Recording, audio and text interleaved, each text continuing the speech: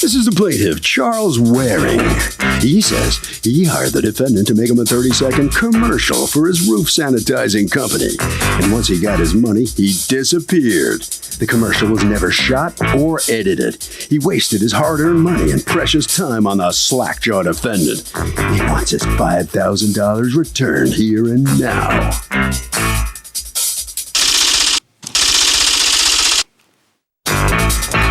This is the defendant, Nick.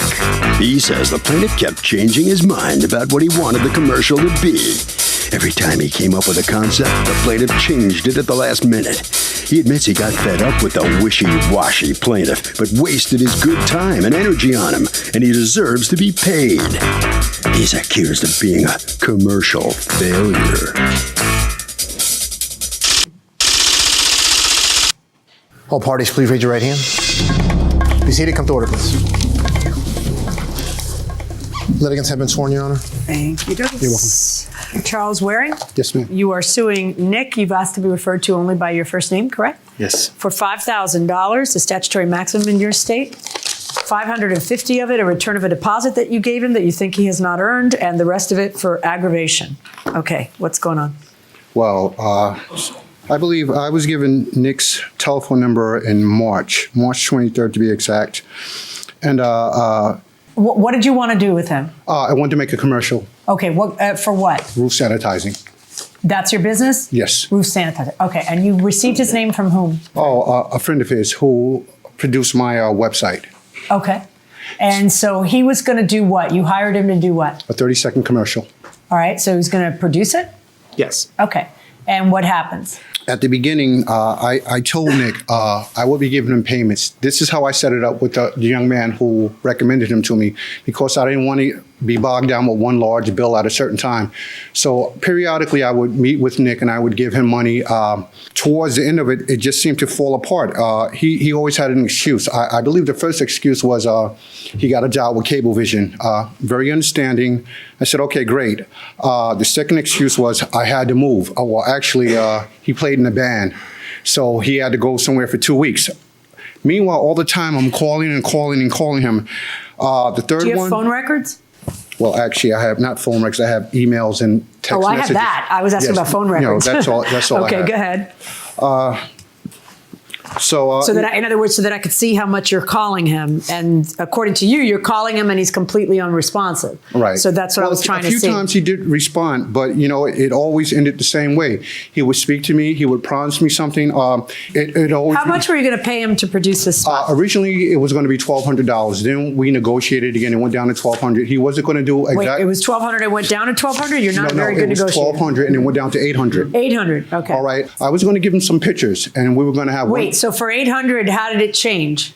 Well, because some of the things that he was going to do. Such as? All right. He was going to put the cast together. All right. But at that point, I said, all right, I tell you what, let me give you some pictures and we'll just have one person talk. And he agreed. He agreed. Somebody he provides or somebody? Somebody I provided. A satisfied customer? Yes, absolutely. Who can string a sentence? Absolutely. Okay, so go ahead. He just always seemed to have a situation going on in his life. Towards the end, I couldn't. He didn't respond, so I found out where he lived. I went to his house, spoke to his mother, very nice woman. We spoke about Nick, and I said, you know what? Nick seems like he has so much potential. She says, Charles, basically I know. She says, how do you think I feel? I have his daughter. And she said, basically, I don't know if she was scared that I was going to come back or whatever the case, but I'm pretty sure towards the end of the conversation, that was not her fear. She said, I have his daughter, and Nick doesn't live here. He just comes here to visit his daughter. I'm sorry, when did you guys agree to do this project? All right, I believe it was in the end of March or the beginning of April. Do you have a contract with him in writing? Everything was verbal.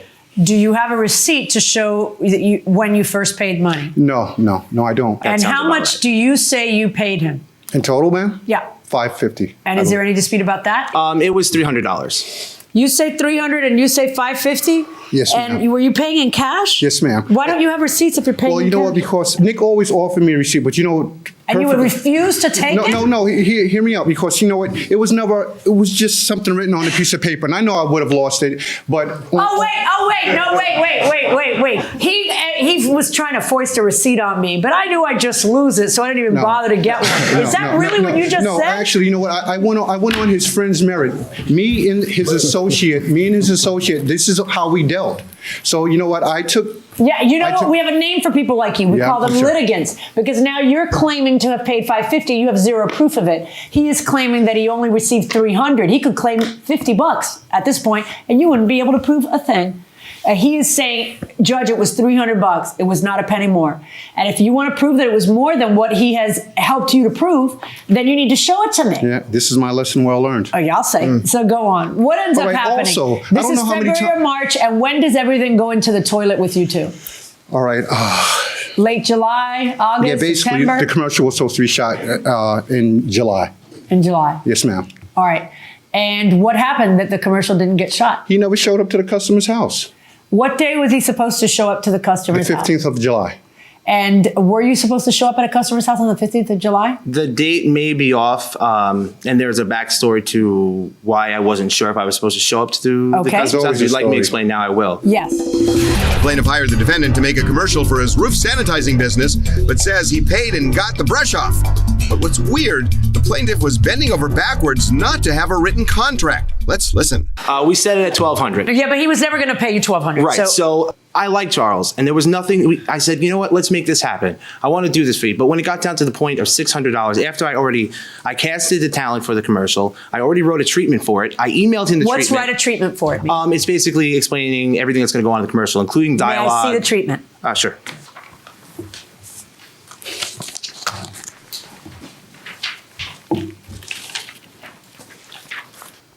Oh, that's funny. Shot of two women making small talk in a room. In the background through the window, you see the husband fall off a ladder. Small talk continues after laughter. Are they laughing at the guy who fell off the ladder? Yes. Well, that was my idea. Woman 2 explains all her husband had to do was pick up the phone and call RSP. That's your Roof company? sanitizers Roof sanitizers. plus. That's the fourth time this week he's fallen off the roof. Okay, cute. And do you ever agree to less than 12? Eventually, yeah, because I wanted What'd to you get, agree to? The first time it was 800, I think, like he Okay. said. But we've been back and forth so much, Judge, that I literally lost track because I have other jobs that I do too. And I wanted to get this done and over with. Jobs that I usually contract, a month and a half, 2 months, done at most. So after we agreed to 800, he's like, well, I'm not sure about the script. Maybe I could have somebody speak. And I'm like, listen, man, I don't know what to do. So after this, he decides he wants to do some sort of a picture show, like just showing pictures of before and after. And now we're at a point where he wants to go down to $600. And I'm like, listen, and he So wants did to you do end this- up agreeing to the 600? yeah, in a way, yeah, I agreed to 600. And then what happened? He wanted to do a picture show, like, just do before and after this, that, and the other thing, which I hate doing. It's actually more work. So I suggested to him, I said, Charles, listen, why don't you just let me shoot a testimonial? Okay. Let me shoot somebody's, giving a testimonial. And so what happened? So he finds out, he ends up finding somebody he wants to use. Okay. And then we tried to set a shoot date. And then the first time, we had two set shoot dates. And the first date, I don't remember if it was my negligence or on his behalf that we couldn't meet up. Why? I honestly don't remember. So we Why do you say that the meetup didn't happen? Because he didn't show up. Okay. I have a letter and from the there's an customer. affidavit from the guy saying, Yes. it doesn't say a date, but he says, after a number of attempts receiving no answer, I informed Charles. At that point, I called the number, agreed to do the commercial. On a weekend day at my house, I stayed home all day in anticipation, and no one showed up, and no Yes. one canceled, and I never heard from the individual. I called Charles that day to let him know that I couldn't show up. Why? I honestly don't remember. at this Okay, point. well, It's that's been sort of a so- slack jaw. And then what? Right. When's the second date? I called him for whatever reason. I don't know if I couldn't find something had happened with my kid. I'd take her to the doctor or something. Okay. And I just couldn't get there. And Okay. we just after that it was a falling out, and I had to leave. And by this point, I Okay, was but so. then why wouldn't you? Okay, it's sounding really lame. I mean, you're saying, yeah, we had the whole thing set up. I didn't show up, but I'm not returning any money. Well, that's not true because I said to him, I sent an email to him saying, Charles, listen, I'm sorry we did not get to conduct business as planned because it got prolonged so much, and I put off so many other jobs because I just wanted to get his done and over with. And I had some stuff in my personal life that I had to do. I was leaving on the road with my band, yada, yada, yada. I know we had a contract with him, but I don't know how much longer he's going to be putting this off for. So I said, What Charles, difference does it make? It's no skin off your nose until it has to be done. The only thing you have to do is actually show up and tape it. trust me, the last thing I wanted to do was deal with this any longer. I understand exactly what's going on. You've got him, he wants a Cecil B. DeMille production and he wants it for 20 cents. I understand. He's changing his mind about how he wants to approach it. All of a sudden, the quote you gave him doesn't seem worth your while. And then in the meantime, it's like, well, I'm going to pay you in dribs and drabs. I get it. I know what's going on. But how do you possibly think that you can keep $500 or $300 or $550 or whatever the figure is if you didn't really do anything other than the 5 sentences that I saw there? You admit yourself that you had set up a date and you admit you didn't show up the day where it would have been concluded. You would have taped the guy, done a little editing, boom, gotten the rest of your money, and everybody's happy and I don't have to meet you. Right. But that's not what happened. You bail, and then you send him an email that he found insulting. You send him an email saying, you know, I'm going to return some. I'm sorry if the business didn't go as planned, so I'll return some of your money. You found that email insulting. So you end up sending him an email that you, of course, find insulting, and that's how everything crumbles, and you all end up in front of me. He sends you an email saying, you know, I feel sorry for your mother and your daughter, and this is how you treat your parents and your child, and right. blah, I blah, think that's blah. a little. You stole money. P.S. Drugs kill. Who signs an email like that? Yeah, really? what was that about? In the People's Court, Harvey Levin here's why are verbal contracts a bad idea? Because people don't keep their word and you don't have proof later that they said what they said. Well, you go to court and you say, hey, they said this. What's the problem with that? Well, I've said a lot of things in the past that I probably won't keep myself. You can never really control what you're going to say when you're asked straight up. What I say something, you told me this. What are you going to say if you're in court? Whatever's to my favor. People can change their minds.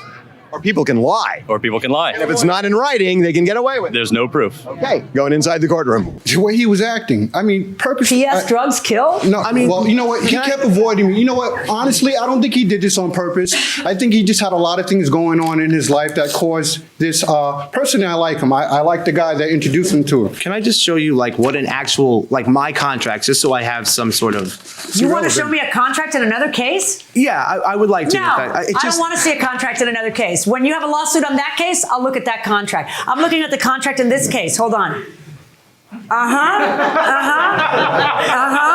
Poof. Okay, this is what I have. I have what you gentlemen bring me. Okay, you have a commercial you want to shoot, and then you're chiseling away at the price over and over and over, trying to make it so that in the end maybe you owe him money. No. You have a commitment you make to somebody. You regret making the commitment because he's just like wearing you down with, you know, either changes or wanting more money cut off or whatever it is. But each time you agree to money cut off is a time that you have a new contract, right? Even if it's a verbal contract. And if you guys have a set date when it was supposed to happen, then it was supposed to happen. You have candidly admitted to me that it didn't happen. Now I've got you saying it's no more than 300 and you're positive about that. Yeah. I've got you saying it's 550 and you can't prove it's 550. We're done. So what you've been able to prove in this courtroom, thankfully for you, is what he admits to, which is the 300, which I don't believe. Now, so that's phase one. What you're able to prove is 300. Now he claims, well, I should be able to keep some money, and I disagree entirely. I'm going to order him to pay you back $300. That's my verdict. $300 verdict for the plaintiff.